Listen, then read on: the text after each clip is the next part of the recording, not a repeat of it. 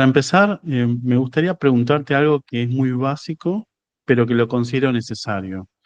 ¿De qué hablamos cuando hablamos de datos? Tremendo, tremenda pregunta, David. Bueno, un gusto charlar ahí con vos. Em, ¿Qué hablamos cuando hablamos de datos? En general, lo voy a llevar como al campo aplicado, ¿no? En general, las empresas, em, para operar, digamos, todo el tiempo están o generalmente utilizan al día de hoy, ¿no? Aplicativos, software, digamos, ¿no? Por ejemplo, no sé, en una venta y lo registran o el cliente, no sé, ve una página web y compra algún artículo, digamos, ¿no? En esa compra que está haciendo, hay un flujo de información, digamos. Hay un flujo que está captando qué compró, cuánto compró, quién lo compró, y toda esa información viaja, digamos, y se almacena en algún repositorio, ¿no? Normalmente le llamamos eso una base de datos. Eh, entonces, ¿qué vendría a ser los datos? ¿Qué venía a ser? Es esa transacción, es ese registro, digamos, de acumulación, digamos, de alguna huella que dejamos cuando hacemos una acción, ¿no? Tradicionalmente, bueno, está la distinción entre datos, información, conocimiento, ¿no? Esto que siempre, nada, por literatura, digamos, de tecnología, de data, sabemos, que bueno, que el dato es eso, es como el registro, la huella, digamos, y después cuando uno le empieza a dar sentido, se convierte en información, y cuando ese sentido tiene, digamos, algún corpus, eso, o algún funcionamiento, o se puede extraer alguna ley quizás de eso, se transforma en un conocimiento, ¿no? Esa es un poco la clasificación. Pero en sí, respondiendo como a tu pregunta, nos referimos a eso, nos referimos a todo tipo de registro que existe en acciones de ida y vuelta, que generalmente son transacciones. Es eso, y que todo el tiempo estamos generando, o sea, nosotros generamos datos todo el tiempo con nuestros celulares, eh, con lo que hacemos día a día, o sea, relojes inteligentes al día de hoy, o sea, miden, no sé, cuánto corremos, nuestra presión de nuestro corazón, etcétera. O sea, todo el tiempo, a hoy, casi te diría que no hay nada que no hagamos, que no esté generando datos y que no esté siendo guardado en algún lugar. O sea, la realidad es esa, todo el tiempo estamos generando estas huellas, y alguien los está almacenando, ¿no? Y nosotros le cedimos eso, somos conscientes de eso, o de repente muchas veces no, ¿no? Pero apretamos siguiente, siguiente, siguiente, y la información la data, digamos, se está guardando, ¿no? Quiero hacer doble clic en esto último que comentabas y preguntarte quién decide qué datos se recolectan y qué es lo que queda afuera. Bien, también lo voy a llevar aplicado a una empresa, ¿no? Quizás remontarme un poco atrás, o hace algunos años. La realidad es que de hace algún tiempo, incluso no muchos años, no había tanta potencia, no había tanta capacidad, tecnológicamente hablando. Entonces, lo que se podía guardar era poco y era caro, digamos, ¿no? O sea, estaban esas dos variables, tanto por capacidad de almacenamiento, como también por costos. Entonces, muchas veces lo que hacían las empresas eran registrar lo que ellos consideraban estrictamente necesario para operar, digamos, ¿no? O sea, no sé, yo los mínimos datos que necesito para una venta, capaz es qué artículo y la cantidad del artículo y el precio, digamos, no sé, por decir una cosa. Y quizás ni registraba el nombre del usuario, lo consideraba como un dato mínimo. Por un lado eso, por otro lado está que tampoco lo almacenaban, pues tampoco lo historizaban. Entonces, muchas veces, como no sé, tenían algunas leyes, bueno, guardo 3 años y después voy borrando. pero es por esto, ¿no? Porque no había esta capacidad y era costoso. Eso al día de hoy varió, cambió un montón, o sea, el almacenamiento que se puede tener al día de hoy es monstruoso, o sea, guardamos lo que ahora ya no se escucha tanto, pero hace un poco también era todo Big Data, ¿no? Lo que se llamaba Big Data, que se sigue llamando Big Data, pero ya muy poco se usa esa palabra, y que tiene que ver con esta capacidad actualmente que tenemos de guardar muchísima información a bajo costo, ¿no? Por un lado eso, y por el otro lado está que también avanzó, porque una cosa es, yo tengo la capacidad de almacenar un montón de información, pero la gran pregunta es, ¿para qué quiero almacenar un montón de datos o información ahí de mis ventas? O sea, ¿qué voy a hacer con eso? Es como lo estoy guardando en un baúl, que está bien, no me genera tanto costo, pero ¿qué hago? Entonces también eso fue variando, porque también otra cosa que cambió fue que la capacidad de procesamiento también mejoró muchísimo. Entonces, y también, también se hizo a bajo costo. A ver, aún sigue siendo costoso, no digo que no, pero disminuyó mucho. Entonces, avanzó la capacidad del almacenamiento, avanzó la capacidad del procesamiento, es decir, yo al día de hoy tengo la capacidad de esa cantidad de información monstruosa, de poder operarla, de poder hacer búsquedas, de poder hacer transformaciones, de poder sacar cosas de ese cantidad de información. Entonces, y avanzó también lo que es todo lo que son los modelos matemáticos, los modelos de machine learning, la parte algorítmica, ¿no? Machine learning, deep learning, inteligencia artificial, se hizo posible. Entonces, tener las dos patas. Por un lado puedo almacenar, por otro lado puedo hacer algo con eso. Y está clarísimo que empresas que lograron hacer eso de generar algoritmos o poder detectar cosas de su gran cantidad de información, lograron mucho reconocimiento y lograron tener mucha plata, digamos, ¿no? Esos empresas top tecnológicas que utilizan eso. Entonces, esas empresas se descubrió que hay un valor, ¿no? Que si yo tengo esa información, la recolecto y tengo una historia guardado, digamos, puedo descubrir cosas, patrones de mis clientes, de mis usuarios, comportamientos. Y si yo sé eso, si genero ese conocimiento, y ahí sí es conocimiento, ¿no? Si genero ese conocimiento, puedo adelantarme y puedo hacer campañas y puedo hacer cosas, digamos, ¿no? Y incluso le puedo facilitar al usuario cosas. Entonces eso es muy valioso. Eso no es como el oro, ¿no? Eso es muy, muy, muy valioso. Y ante la pregunta, digamos, tuya, ¿no? ¿Qué debo guardar, digamos, ¿no? No te voy a decir todo, pero sí muchas veces tratar de mapear como la huella, ¿no? La huella completa. Muchas veces antes se hacían quizás un aplicativo, no sé, un aplicativo de ventas o mismo contable, como con lo que el sistema en general por detrás, un sistema tiene una base de datos, ¿no? Con un modelo de datos que se le llama, ¿no? Que son como tablas conectadas. ¿Qué es lo que pasaba? Que cuando se creaba el software, lo que se hacía era como yo creo o conecto las tablas estrictamente necesario para que opere mi sistema, ¿no? Al día de hoy no está así. Siempre para crear un aplicativo se tiene que tener una mirada también un poco más amplia de este sistema no solo me tiene que servir para la operación, sino también esos datos, qué datos yo podría recolectar que me podrían sumar para yo poder hacer cosas proactivamente.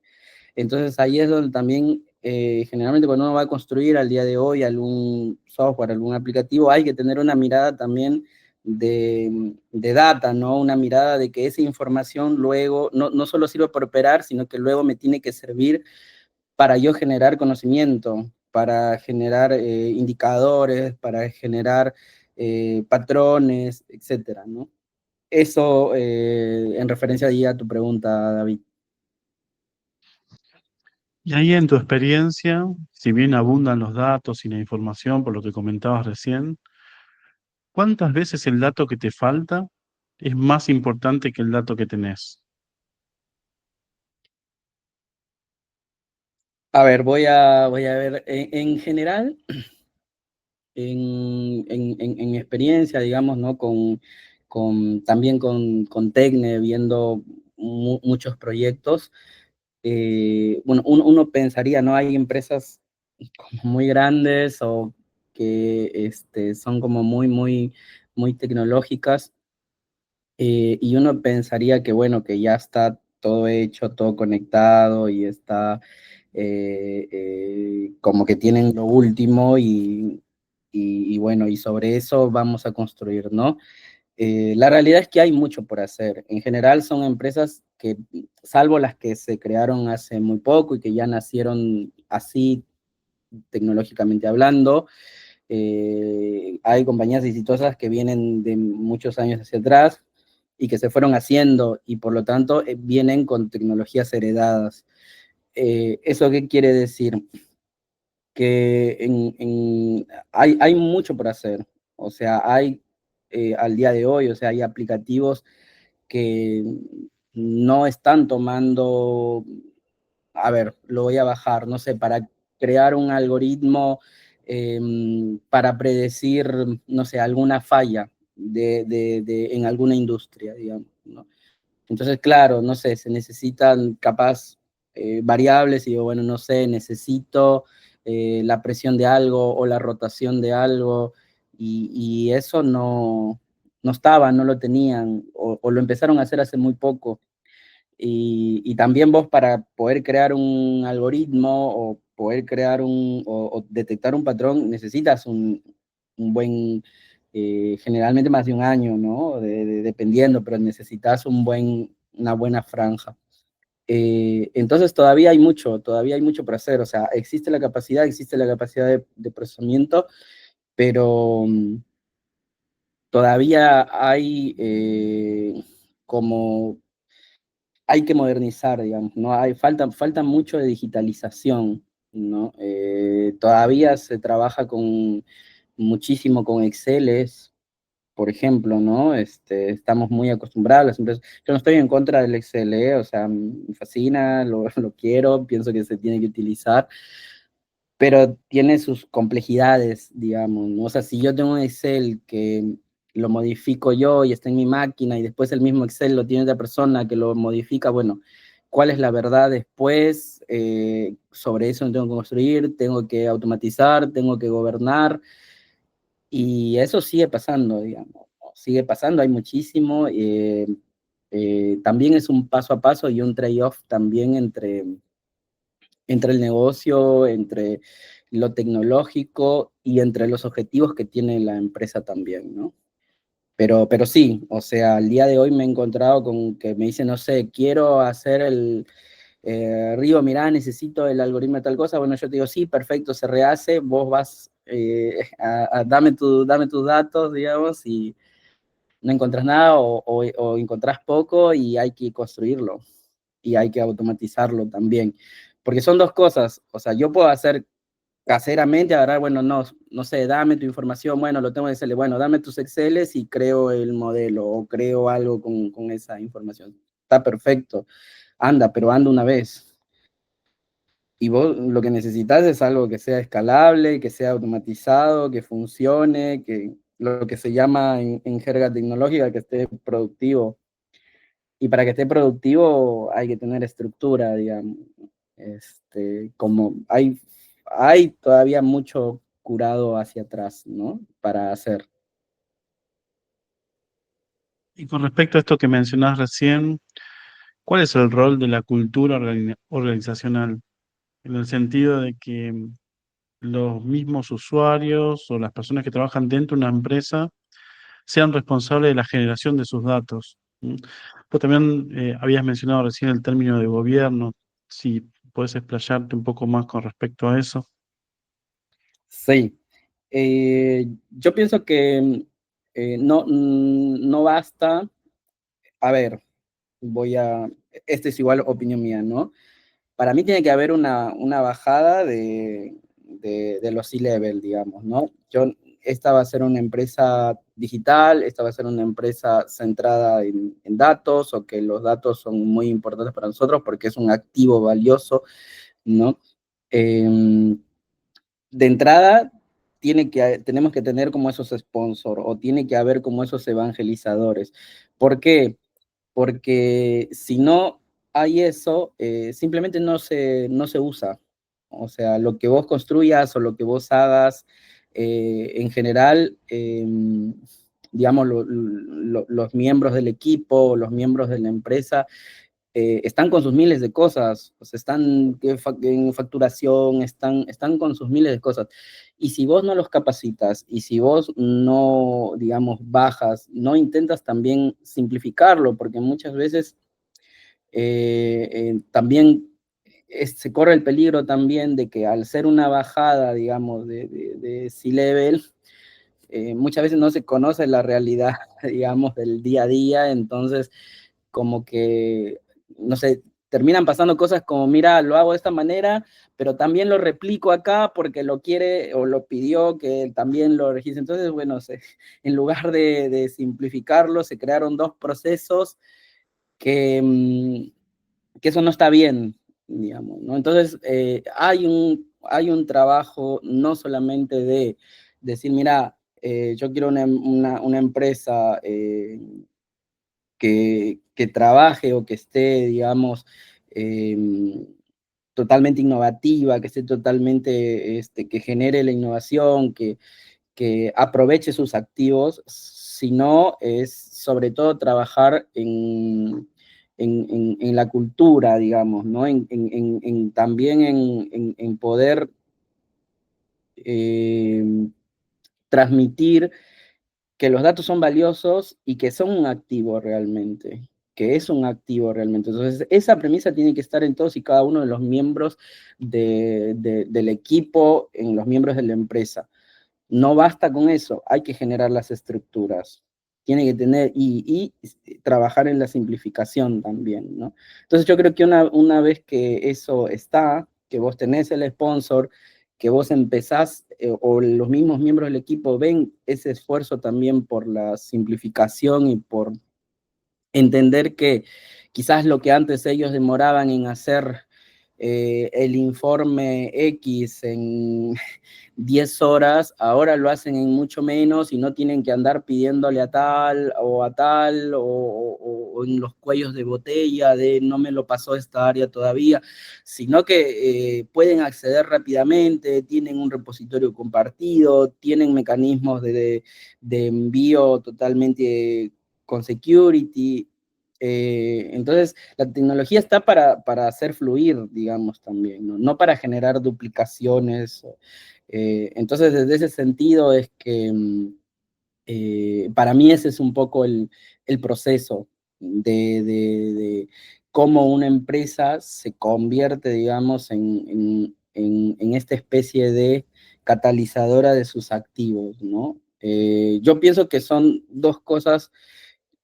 A ver, nosotros somos de alguna manera fanáticos de los datos, trabajamos con los datos, todo el día dato. Pero al fin y al cabo también está el equipo y están los seres humanos, digamos, ¿no? Entonces es otro también activo, no lo quiero reducir a activo, pero pongámosle activo más valioso todavía, digamos, ¿no? Entonces es una operación, este, digamos, relacional, ¿no? Hay también mucho de gestión de equipo, ¿no? De gestión de personas, de tener equipos ágiles, de tener equipos innovativos, de darle espacio a los equipos para que experimenten, tiene que ver con eso. Entonces es un enfoque conjunto. Y en este contexto que venís comentando, ¿Qué es lo que hace la ciencia de datos? La ciencia de datos. Al día de hoy parece que está quedando viejo también el concepto, que se está empezando a escuchar menos. Antes uno escuchaba todo el tiempo, bueno, necesitamos data scientists o la ciencia de datos, o incluso se crearon carreras, ¿no? Con ciencia de datos. En sí, ciencia de datos, antes de ciencia de datos era minería de datos, ¿no? Que creo que ahí se entiende un poco mejor con el concepto activo, con el concepto de minería, ¿no? ¿Qué es la minería? Yo agarro, voy a la, por decir una cosa, a la tierra y perforo con algo y extraigo y después aplico un proceso con químicos y después de un proceso transformativo obtengo el mineral que es valioso y cotiza muchísimo, digamos, ¿no? La ciencia de datos tiene que ver con eso. Tiene que ver con, por un lado, está claro que mi empresa genera datos, tengo datos almacenados, tengo datos públicos, está claro. Todo ese proceso de cómo yo eh, logro extraer algo valioso de eso, o sea, que en general es un conocimiento, esa extracción del conocimiento eh, viene, digamos, de alguna manera a ser lo que llamamos ciencia de datos, ¿no? ¿Por qué ciencia? Porque tiene bases muy matemáticas, no es magia, digamos, sino que internamente hay, digamos, hay un proceso de experimentación, ¿no? Hay un proceso numérico, digamos, riguroso, un proceso de experimentación, un proceso de arquitectura. Entonces, por eso se le denominó ciencia de datos y es todo un proceso con distintas metodologías. Hay varias metodologías, pero digamos,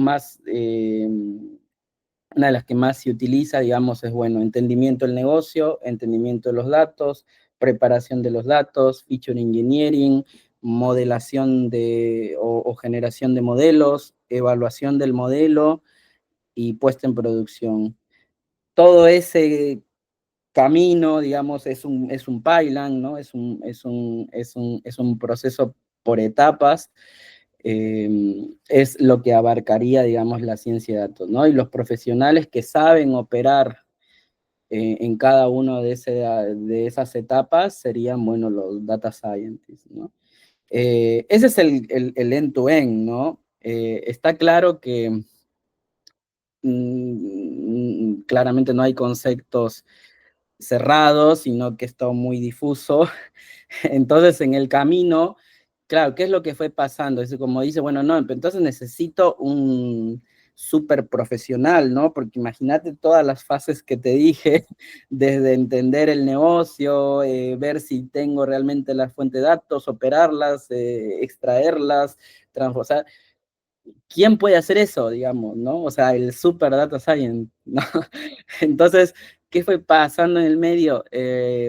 Fueron apareciendo, digamos, otros profesionales o profesionales más específicos. Entonces dijeron, bueno, no, para la parte de, desde que toma los datos hasta que los deja con cierta preparación, esa parte del proceso como es muy técnica, porque hay que meterse a los sistemas, hay que trabajarlos, hay que eh, estar, y eso todo el día es con código, ¿no? Con herramientas muy tecnológicas, eh, eso lo va a hacer lo que se denomina ingeniero de datos.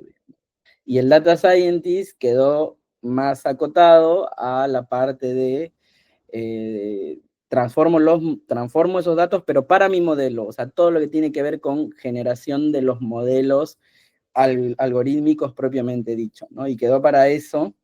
Entonces trabajan de la mano, tipo el data science le dice, mira, para hacer este modelo de acá necesito tener los datos de 3 años de tal, tal, tal, tal, tal, déjamelos acá y yo después ya me arreglo. Entonces el ingeniero hace un montón de cosas para dejártelo ahí una vez que lo dejaron ahí, ya lo toma el data science y empieza con sus modelos algorítmicos matemáticos, y, y después la idea sería que los pruebe, testee, o sea, experimente a muchos modelos, experimente, seleccione el mejor modelo, lo testee, lo valide, y una vez que está ok con la evaluación, lo ponga en producción. ¿Qué pasó también? Estaba claro que sigue siendo un montón de cosas.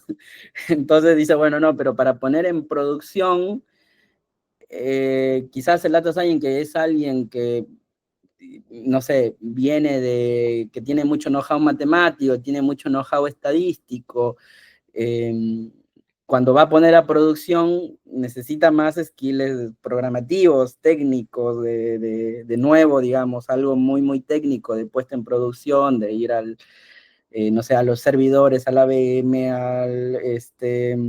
no sé, el CICD o lo que sea. Entonces, bueno, no, acá necesitamos una especie de MLOps, en el clásico desarrollo, no un DevOps, necesitamos un DataOps, digamos, ¿no?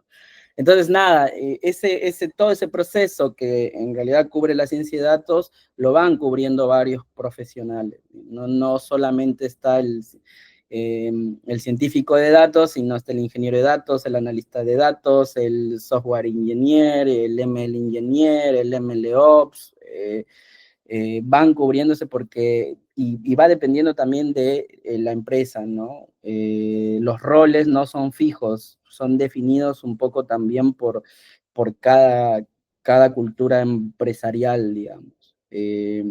Pero la ciencia de datos en sí vendría a ser eso, toda esa serie de pasos que nosotros normalmente seguimos para poder generar un artefacto, un producto que pueda tener, o que generalmente es basado en un algoritmo que hace una predicción, que hace una recomendación, que hace una detección de patrones, y que a la larga se genera un conocimiento, porque qué es hacer una predicción?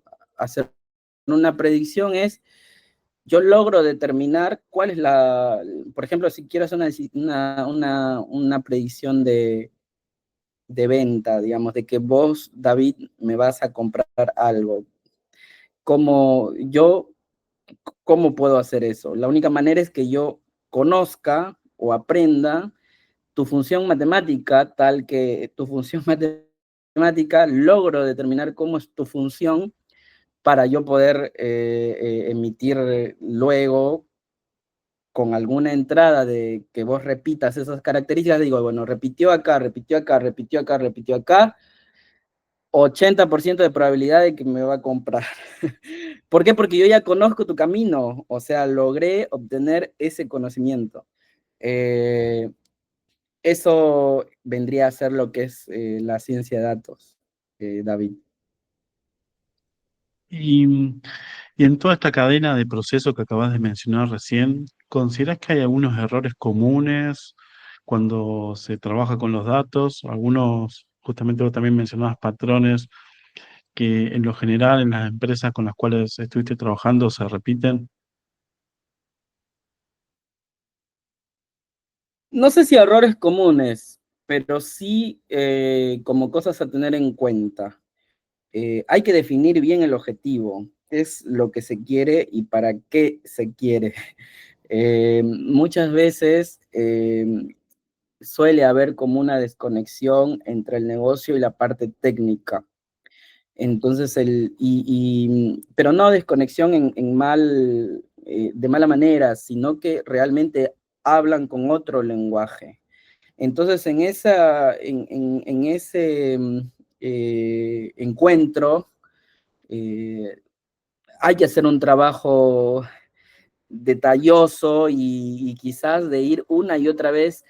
Mira, esto es lo que vos me estás diciendo que quieres, es esto, y ir más de una vez, diría yo, porque muchas veces lo que asumimos que entendemos, no lo entendemos.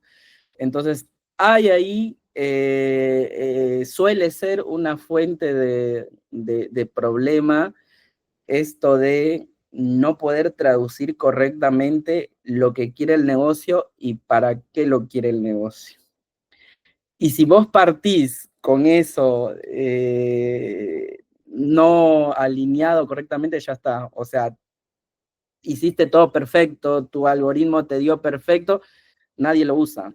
Y si nadie lo usa es un fracaso, porque, digo, no se te dio 99%, estoy diciendo una brutalidad, ¿no? Te dio 99% el algoritmo. Bueno, pero no, mira, sí, lo probaron acá, pero ya está, digamos.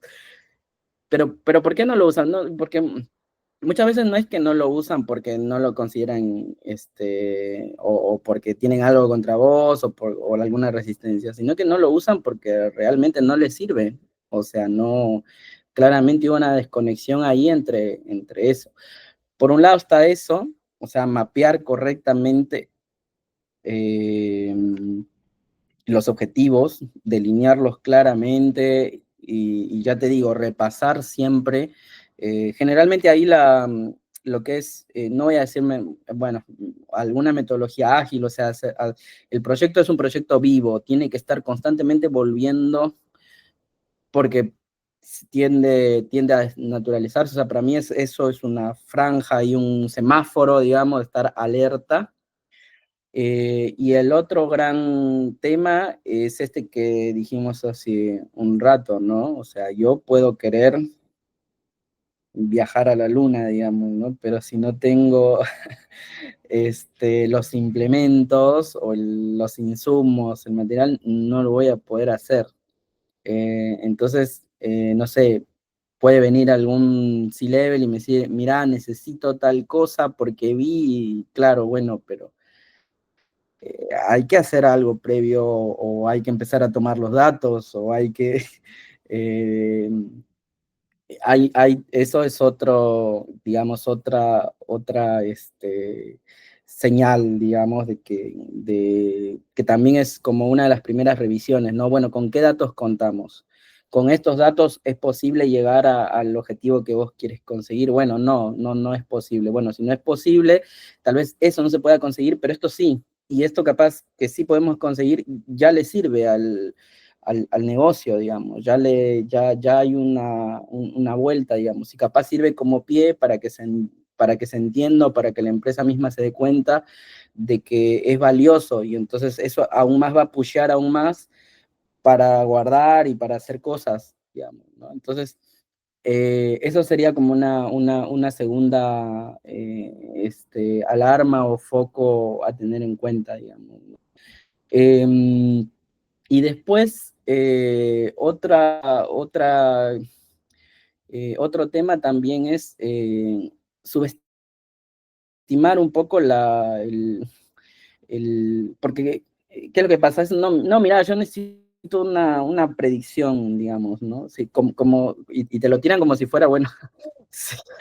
Yo conecto acá, acá, acá, y eso ya está. Que puede ser cierto, como digo, si yo hago un experimento en mi computadora. No pasa así cuando es un tema empresarial.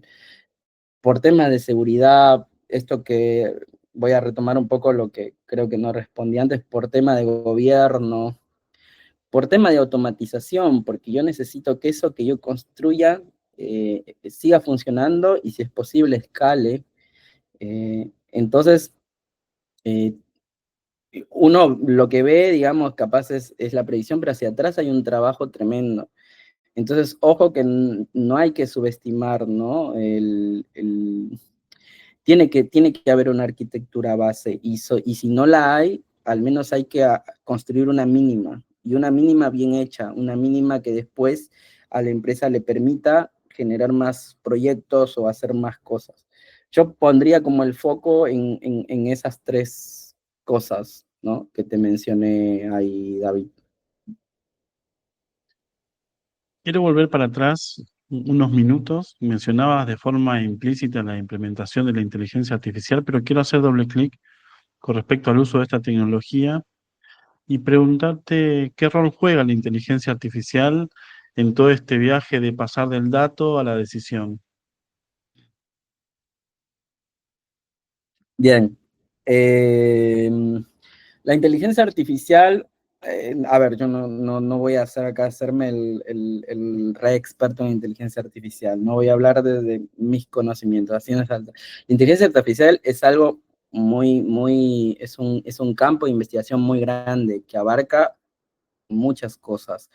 Generalmente lo que al día de hoy nos estamos refiriendo a inteligencia artificial tiene más que ver con algoritmos de aprendizaje automático y básicamente con software, digamos, ¿no? Pero la inteligencia artificial excede un poco eso e incluso roza la cibernética, roza la robótica y tiene más campos de teorización, digamos, ¿no? Dicho esto, si ya nos centramos en el aprendizaje automático, eh, de lo que se trata es o por qué aparece esa noción de inteligencia artificial, ¿no? En general, de lo que se trata es de que no nos demos cuenta si eso lo está haciendo un ser humano o si lo está haciendo algún otro proceso o alguna máquina o algo que no es humano. Eso se llama, era como la prueba de Turing, ¿no? Tipo, si yo no logro darme cuenta que eso que pasó lo hizo un humano o otra cosa me engañó, entonces eso es inteligente, ¿no? La postura es conductual, ¿no? Si te das cuenta, es una postura obviamente científica, digamos, ¿no? Tipo, por ejemplo, si yo muevo este lapicero, lo muevo, no sé, de arriba abajo, como decía, bueno, Rigo lo mueve el lapicero de arriba abajo, entonces es inteligente. Si hay algo que viene y lo mueve de arriba abajo, entonces también es inteligente. Eso es lo que quiere decir, ¿no? Entonces es una postura de visible, ¿no? Tipo, se comporta de esta manera, ergo es inteligente. Si logro hacer que algo también se comporte de esa manera, ergo es inteligente. Eso es inteligencia artificial, ¿no? Estos procesos de, de aprendizaje simulados que de alguna manera intentan imitar lo que nosotros hacemos, ¿no? Y digo hacemos, no digo sentimos, porque cuando digo sentimos es otra cosa y ahí está como la contraparte, ¿no? No me va a salir el nombre ahora bien, de la prueba esta, como de la habitación, es algo de la habitación, en donde, por ejemplo, en un diccionario, ¿no? Yo me aprendo 20 palabras y te digo el significado. Obviamente puede venir otra cosa que también operativamente se aprenda el significado y cuando tú le tires qué significa esto, te lo respondo. La pregunta es si esto de acá entendió las 20 palabras y yo sí entendí las 20 palabras. O sea, hay algo como más profundo en el tema que escapa solamente lo conductual, ¿no? Entonces eso es lo que se quiere medio lograr ahora con esto de, bueno, ¿cómo se llama? La IA general, ¿no? Que vaya más allá de la conducta, sino que haya un self, digamos, ¿no? Una especie de conciencia, ¿no? Eso no se logra todavía, ¿no? Claramente. Eh, ¿Cómo anuda el proceso de ciencia de datos con la inteligencia artificial? En que el proceso de ciencia de datos, como dije, son todas estas series de etapas en donde yo me hago de la información y la transformo de determinada manera. Cuando yo ya tengo la información transformada de determinada manera, entonces ahí es donde yo puedo hacer, digamos, una heurística. Esa heurística simula o intenta simular un aprendizaje, ¿no? Entonces hago como un camino. Históricamente está muy relacionado al tema de lo que llamamos redes neuronales, ¿no? Las redes neuronales, nosotros por cómo estamos constituidos, tenemos ¿no? neuronas que se conectan, ¿no? Hacen lo que se llama sinapsis, y forman redes, ¿no? Digamos. Y eso mismo que biológicamente, digamos, ocurre en nosotros, intentó o alguien dijo, mira, esto así como opera, como aprende el ser humano, ¿por qué no lo llevamos a este campo, digamos? ¿No? Entonces, se inventaron lo que se llama, bueno, ¿no? Las redes neuronales, el perceptrón multicapa, la red de muchas capas, etc. Entonces, que no deja de ser más que unos algoritmos, ¿no? Y una serie de red que uno arma, que lo programa y que itera un montón de veces, ¿no? Miles de veces. Entonces, todo el tiempo lo que está simulando es en nuestro proceso, cómo nosotros aprendemos. Es una simulación del proceso de cómo nosotros aprendemos. No sé, pasa el impulso que termina siendo como una energía, se activa, digamos, en mi piel, se activa algo que llega a la información, lo procesa y emite una respuesta. Lo mismo, yo armo una red, tengo una entrada, esa entrada gatilla una serie de estímulos, esos estímulos son funciones, en este caso van a ser funciones matemáticas, y esas funciones matemáticas que terminan, llegado el caso, a ser incomprensibles, porque es la función de la función de la función, al final me tiene una respuesta, digamos, ¿no? No sé, si meto una imagen, me dice no, y al final me dice, esto es una pelota, ¿no? Con el 95% de probabilidad. Esa programación, esa heurística de codificar, estoy poniendo el caso de un algoritmo de redes neuronales, ¿no? Hay muchos tipos de algoritmos, uno es las redes neuronales, ¿no?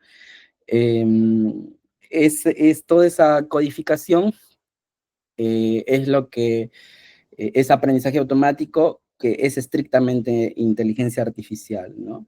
Esto que yo mencioné es lo que hoy se denomina la inteligencia artificial clásica, ¿no? Porque ahora hay la inteligencia artificial generativa con ChatGPT y Anthropic, Cloud y bueno, todos los modelos LLM que ahora vemos, ¿no? Pero esos modelos LLMs que nosotros utilizamos o que tomamos las librerías y hacemos cosas con eso, fueron entrenadas de la manera clásica, ¿no? O sea, un montón de información, una red neuronal tremenda, ¿no? Con transformer en el medio, con memoria, ¿no?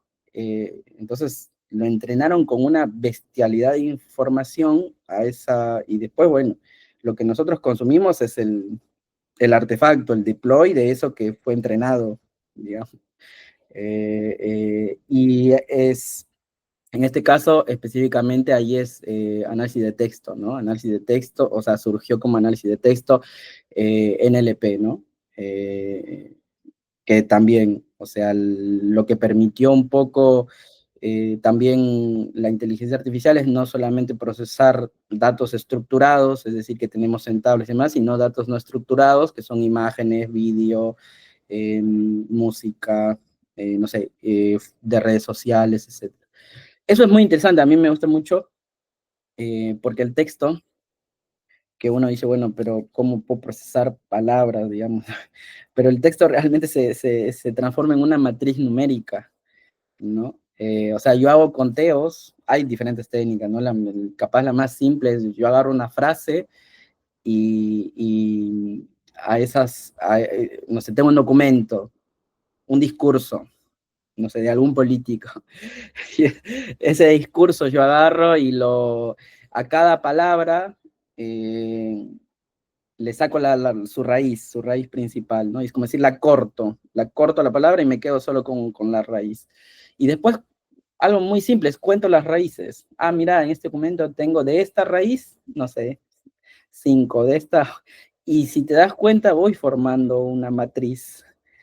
Y si tengo una matriz, ya está, chao, es número. Si es número, puedo crear una función matemática y operarlo y hacerlo, digamos. Capaz me estoy yendo por las ramas, pero tiene que ver con eso, ¿no?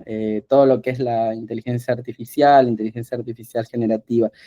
Y una vez que termine ese proceso, regresamos al mundo técnico, ¿no? O al mundo aplicado o al mundo empresarial, ¿no? Bueno, genial, tengo mi artefacto, pero ese artefacto lo tengo que usar en algo, ¿no? Entonces lo pongo en mi sistema, no sé, para que le recomiende a mi cliente qué comprar. Y lo tengo que poner, o sea, obviamente ya entrenado y lo pongo y me recomienda y operar, y opera, digamos. Entonces también es una, por eso digo, en el medio eh, hay como muchos actores, ¿no? Operando sobre eso que estamos construyendo. Con respecto a esto último que vos decías, del procesamiento de la información por medio de la inteligencia artificial, ¿cómo ves la posibilidad de que la inteligencia artificial tome decisiones sin intervención humana? Uf, qué pregunta. Hasta hace un tiempo te hubiese contestado que no iba a pasar, digamos. Eh, la realidad es que avanzó muchísimo todo lo que tiene que ver con el tema de LLMs, está destrabando muchísimas cosas, eh, precisamente porque y esto quizás capaz desde mi lado más filosófico, ¿no? El poder destrabar el lenguaje de alguna manera, ¿no? O sea, al poder operar con lenguaje natural, eh, ha destrabado y destraba muchísimas cosas. Entonces, vos vas o ya puedes hacer que dos objetos se hablen o se comuniquen con lenguaje natural. Entonces, para mí sí es muy factible que en determinado momento empiecen a tomar decisiones sin intervención humana. O sea, mi respuesta es que sí es posible, pero también porque, y de vuelta acá es una opinión personal, no somos tan importantes. O sea, en general nosotros, como, obviamente como seres humanos, pensamos que nuestra capacidad es única, ¿no? Y somos los únicos inteligentes acá en el universo. o lo, eh, por como lo pienso, capaz nosotros mismos operamos internamente con matemática y ya está, digamos, ¿no? Seguramente que la inteligencia artificial se va a equivocar o va a equivocar dentro de lo humano, ¿no? De lo que para nosotros es error. Eh, pero los mismos humanos nos equivocamos, o sea, no va a ser ni mayor ni menor la tasa de equívoco, ¿no? Después hay que destrabar temas legales, que eso es otra historia, pero de que pueden y van a poder tomar decisiones desde ya que sí, que logrando que se hablen con lenguaje dos objetos, ya está, digamos, destraba, automatiza y, eh, y está abierto el camino hacia eso, digamos. Eso trae otra cosa, apareja otra cosa, que es, bueno, ¿y qué hacemos nosotros, no? Porque si ya yo logro automatizar toda una cadena productiva, y yo sé que del otro lado el tema físico, porque ahora estamos hablando, conmigo estás hablando, digamos, el tema software, ¿no? Mayormente lo que es, pero el tema físico, que es el tema robótica, está avanzando muchísimo. Esa conjunción va a ser tremenda también.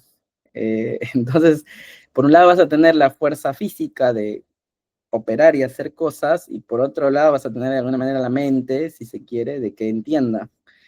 Eh, yo creo que ahí se viene también un desafío, ¿no? Para nosotros como humanidad, eh, ¿qué otra cosa surge, ¿no? ¿En qué nos vamos a ocupar? Eso es la gran pregunta, creo que para los años que vienen. Porque realmente, y es más, yo creo que ya se está viendo en las grandes empresas, no es un tema menor todo esto de los layoffs y demás. Está bien, hubo cierto, quizás cierto no cuidado con el tomar personal y bueno, esta lógica de startups y demás. Por un lado eso, pero también al día de hoy hay mucho, y yo lo voy a decir, digamos, hay mucho de reemplazo. Realmente se pueden reemplazar posiciones enteras que ya no es necesario que lo haga una persona, digamos, ¿no? Una inteligencia artificial, un agente, lo puede realizar 24/7, ¿no? Sin cansarse. Eh, y, y registrando encima, ¿no? Registrando todos los errores, registrando cómo actuó y incluso si lo podés reforzar, ¿no? Bueno, si se equivocó esa vez, bueno, que no se vuelva a equivocar. Eh, entonces, para mí hay ahí también, ¿no? Eso, o sea, para mí es posible que tome decisiones y es posible que reemplace, o sea, realmente reemplaza. Yo no soy de la idea esto de que dicen que no reemplaza, que viene a, como dicen, bueno, no reemplaza, sino que te potencia. Sí, sí, yo no, o sea, eso lo acepto, pero, pero ¿cuántos potenciados necesito en mi empresa, no? Esa es la pregunta, eh, porque está bien, genial que estemos potenciados, pero ya en mi empresa que antes necesitaban 50, ahora necesitan 2 potenciados. Bueno, ¿qué hacen los 48? Es lo que tenemos que descubrir, ¿no? Yo todavía ahí en ese sentido no veo no veo hacia dónde, qué otras cosas están surgiendo, ¿no? Porque siempre dicen, bueno, cada revolución apareja su creación de nuevos puestos, ¿no? Entonces, bueno, habrá un mayor o menor esfuerzo en poder dar el salto hacia ese otro nuevo requerimiento en la industria, pero bueno, algunos se quedarán sin trabajo, pero van a aparecer muchos más, ¿no? Bueno, en este caso, yo al menos todavía no estoy viendo que aparezca, o al menos no lo estoy pudiendo ver. Si alguien lo sabe, alguien que escuche tu programa, que lo comente, ¿no? Estaría buenísimo que nos diga a dónde está empezando a ver estas nuevas posibilidades de trabajo, ¿no? Porque yo sí estoy viendo que se abren otras cosas, pero es para pocos. Me gustó el concepto de los potenciados, no lo había escuchado hasta ahora. Quiero, quiero Yo llevarte a... tampoco ¿no? lo acabo de inventar. Hay que patentarlo entonces. Quiero llevarte al territorio de la filosofía y hacerte una pregunta con respecto a los Sí, datos. ¿Entender los datos nos hace más libres o más predecibles? uf. Qué buena pregunta. Bueno, yo ahí pienso que, y esto quizás lo voy a traer a colación, la diferencia que hicimos entre dato, información, conocimiento, ¿no? Que parece una diferencia pava al inicio, pero te está marcando algo. Te marca que los datos en sí no dicen nada. El dato es un registro de una huella. ¿Cuándo se convierte en información? Cuando se le da algún sentido. ¿Quién le da ese sentido? Nosotros, ¿no? El ser humano. Pero nosotros no somos la verdad absoluta, o nosotros tenemos sesgos. Digo, no. eh, este cuaderno, no sé si se ve ahí, no, o si agarro un cuaderno, si agarro un lapicero, muy seguramente, como yo lo vea al cuaderno, no va a ser lo mismo que vos veas. Dicho esto, los datos tienen que ser interpretados y son interpretados. Y esa interpretación no es absoluta. digamos, ¿no? Uno construye las interpretaciones. Obviamente, yo no soy tampoco, no soy de la idea de una flexibilización y que todo es posible y no, porque hay marcos más objetivos que otro en mi pensamiento, pero esos marcos siempre hay que tener la salvedad que uno los está construyendo y que no son la verdad absoluta, que uno puede mentir con los datos y miente de manera sofisticada, de manera coherente, de manera matemática encima, digamos, ¿no? Porque uno, incluso cómo mide uno. La pregunta es, ¿por qué mides lo que mides? ¿O por qué yo tomé la huella de ese dato? ¿Por qué registré ese dato? No es casual. Digo, ya desde entrada, que eso es lo que pasa también con la ciencia, ¿no? O sea, si remontamos a la epistemología, y me estoy metiendo de repente muy filosóficamente, eh, muchas veces la ciencia no es casual, ¿no? No se desarrolla aleatoriamente porque nos gusta el conocimiento, digamos. Muchas veces, en la mayoría de las veces, diría que está movida por intereses, por sesgos, por cuestión, y está bien, está perfecto porque eso es parte de ser humano, ¿no? Entonces, un poco respondiendo ahí a la pregunta que, que me hiciste, digamos, los datos en sí no son nada, sino realmente es cómo nosotros construimos eh, esa información, ¿no? Y si esa información que nosotros construimos eh, sirve hacia algo positivo, hacia alguna mejora, ¿no? Y lo digo desde el lado netamente empresarial, como también lo puedo decir desde el lado social, ¿eh? Este, y en función de eso, es que realmente el tema datos es que nos puede significar algo, digamos. Somos nosotros los que le damos el sentido. No es algo 100% objetivo. Si existe la objetividad, yo soy de la idea que el ser humano no la puede conocer del todo, ¿no? Eh, porque desde la manera como uno, o sea, yo te estoy viendo a vos, pero te estoy viendo desde mi filtro, desde mi cabeza, desde mi cerebro, con mi historia. Eh, de vuelta no estoy yendo hacia no sé, hacia un constructivismo, hacia algo donde todo puede ser posible, porque tampoco creo que sea así, pero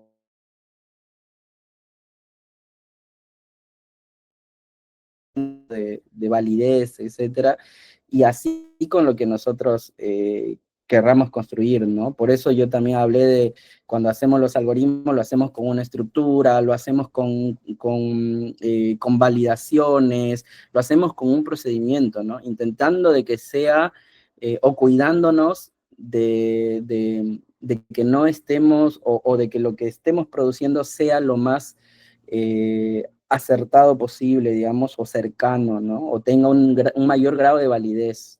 Yo soy de la idea que en general hablamos de grados de validez, no tanto de cosas absolutas, porque las cosas absolutas no, si existen, no creo que podamos conocerlas.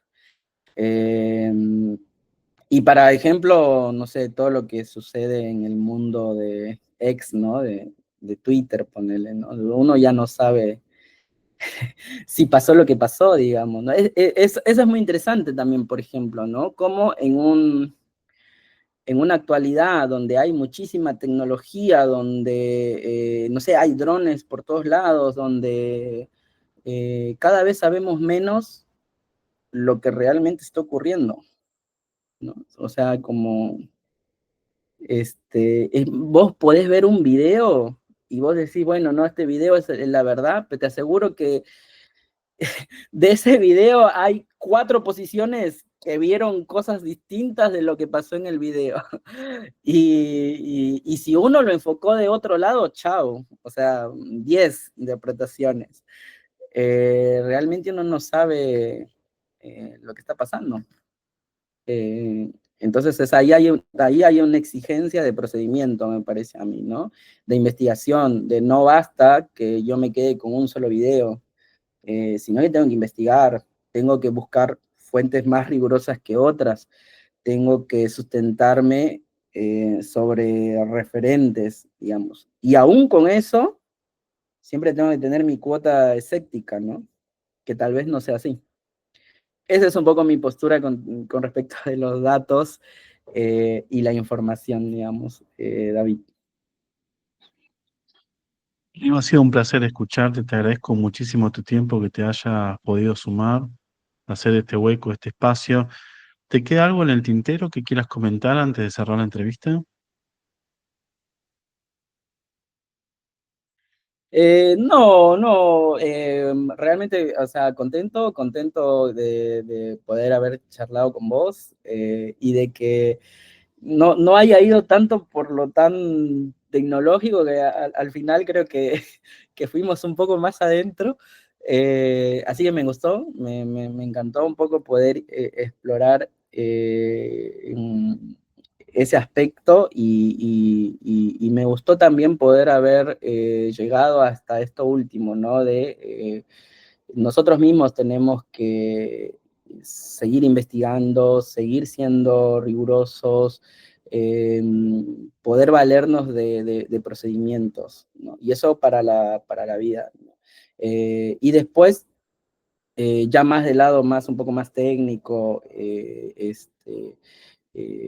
está todo el tema de la IA, hay que sumarse, o sea, no hay manera de que porque si no, nos va a pasar por encima, o sea, hay que sumarse, hay que utilizarla, o sea, hay al día hoy herramientas que están muy al alcance de nosotros y hay que utilizarlas, están hechas para eso, y si nosotros no lo hacemos, lo va a hacer la competencia, lo va a hacer otro, digamos. Entonces, más vale que lo hagamos nosotros. Y también es una oportunidad para eh, que quizás acá lo pienso más como país, ¿no? Como Argentina, que es el, el país en donde estamos. Creo que al ser como herramientas y tecnologías accesibles, creo que no corremos detrás de eso. Obviamente sí tenemos limitaciones capaz de recursos y más, no de cerebro. Hay mucha inteligencia acá. Acá en Argentina la capacidad de los profesionales es tremenda, realmente es tremenda. Y, y creo que también deberíamos aprovecharla un poco más, ¿no? Haciendo eh, posible nuevas invenciones, o sea, creo que se puede convertir en un hub tecnológico importante, ¿no? De vuelta, atándolo un poco a lo que dije a lo anterior, de que nosotros construimos el sentido, tiene que ser tecnología con sentido y con propósito, ¿no? Y creo que el propósito fundamental es mejorarnos, ¿no? Es estar mejor como sociedad, como país. Ese sería mi cierre, David. Muchas gracias, Río, por este cierre. De nuevo, muy agradecido que te hayas podido sumar al espacio y espero que sea hasta la próxima. Buenísimo, David. Un gusto, un gusto. Nos vemos. Sonidos que atrapan.